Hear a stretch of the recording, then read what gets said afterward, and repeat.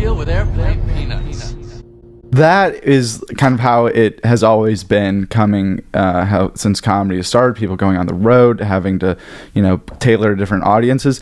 Now with comedians constantly uploading clips, burning material or crowd work, which you do a lot of, and I'd like to talk about that later, but that seems like you can get the whole countries or a bunch of different pools or a bunch of different viewpoints. All those people are seeing the same clip. It's almost like being in a room with the whole internet at once. Do you find that you can kind of fast forward through that process of maybe working out different material in different rooms because the internet is such a big test pool? Or do you ever worry about putting up certain clips and offending certain audience, or maybe not offending, but just being like people saying shit if it's a political joke or something? Like, how is the internet and opening up your room to not just the people there watching your stand-up but to everyone, how has that kind of changed things? That's a very complex question, because I think the results of that we're kind of in a test tube for right now.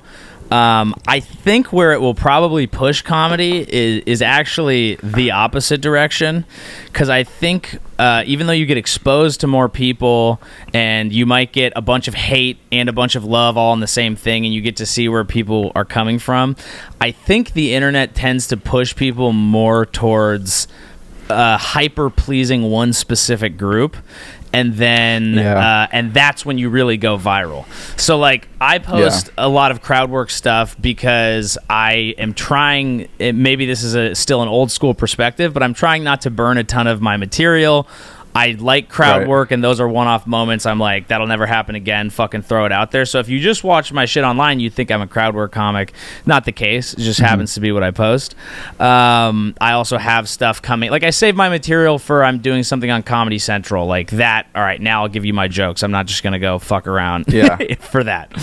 But like, one of my most successful jokes that I've posted recently on TikTok was it was a joke, but it was a pretty straightforward opinion that really only pleased one side of the abortion debate. The Supreme Court overturned Roe versus Wade today. They sent I know. They sent the decision back to the states and us to figure out in the comment section of social media posts. And I can't believe people think they're going to change anyone's minds on that. We're too far apart. Think about your options in that debate.